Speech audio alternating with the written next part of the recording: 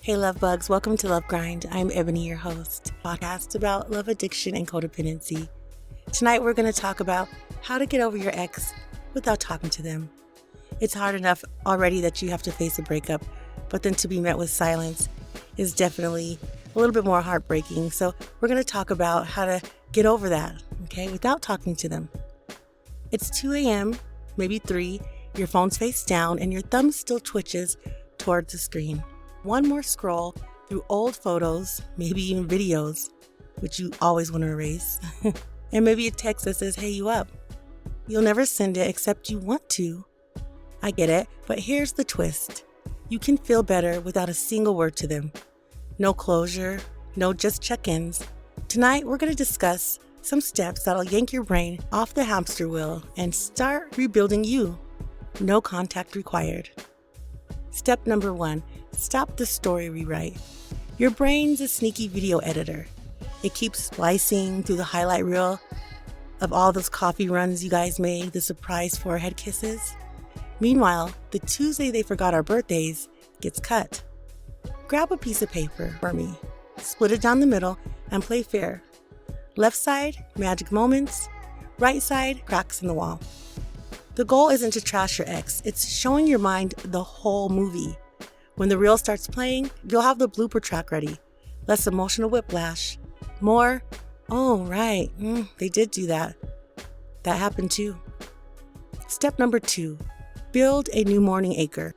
First 10 minutes after you wake up used to be looking at their Instagram or their Facebook pages and stories. Flip the script with something stupidly simple. Glass of water, step outside, stretch for 60 seconds while naming 3 colors like sky blue, chimney red, gutter gray. Do it 7 mornings straight. And by day 8, your brain goes, sunrise, water. Instead of sunrise equals them. Tiny anchor, massive payoff. Step number 4, schedule 2 grief appointments per day.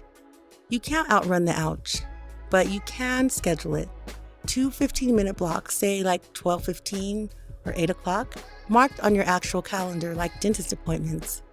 When the alarm goes off, feel free to ugly cry, scream into the pillow, draft the world's most poetic breakup text that you'll never send, and when the timer beeps, shake it off, make a sandwich. Your nervous system will learn, I can survive this wave. And after a week or 2, the appointments shrink, and not because you're shoving feelings down, but because they've finally been heard. We always talk about how you have to feel those feelings to get over something, and that is very true. Step number 4, curate a future memory list.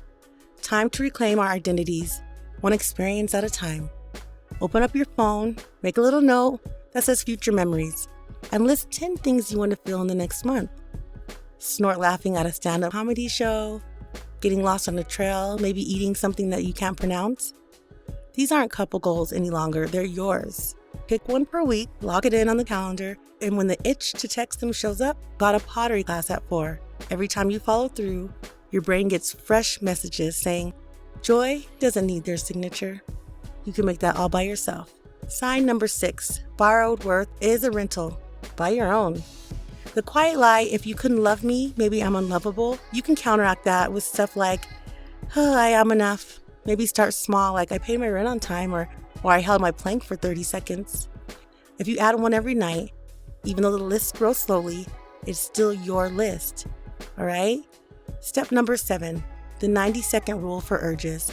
Urges are a big thing. I indulged in most of my urges and fucked up my get back, but definitely if you're here listening, let's try to change that. Remember, every emotional surge peaks at 90 seconds if you don't feed it. If you set a timer, breathe in for 4, out for 6, watch the urge crest and fizzle. When the ding hits, ask, still need to send this text? And 90% of the time, the answer is nah. Check for it in the morning, all right? And you'll probably laugh at yourself or delete it. Like I was tripping last night. I'm not going to send that. Step number 8, re-entry without rewind. Eventually, you'll want to date again.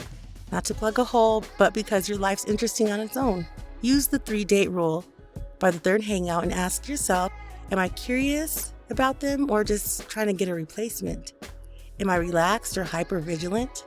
Would I still want a 4th date if my ex texted tomorrow? Honest answers keep you moving forward instead of rewinding. I definitely was dishonest with myself for the longest time, which was causing me false hope, and then I was disappointed. So definitely be honest with yourselves. Healing isn't one dramatic conversation. It's a pile of tiny, unsexy decisions. You'll still get gut punched by a song in the grocery store. That's normal.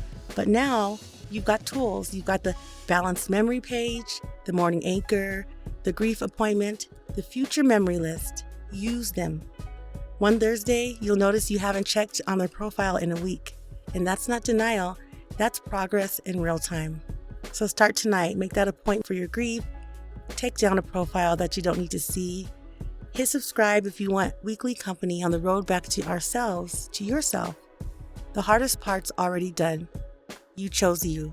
And I hope that you learned something tonight from me, love bugs. I know that I definitely did. Please use your heart in all the decisions that you make this week. And until next time, I'm out.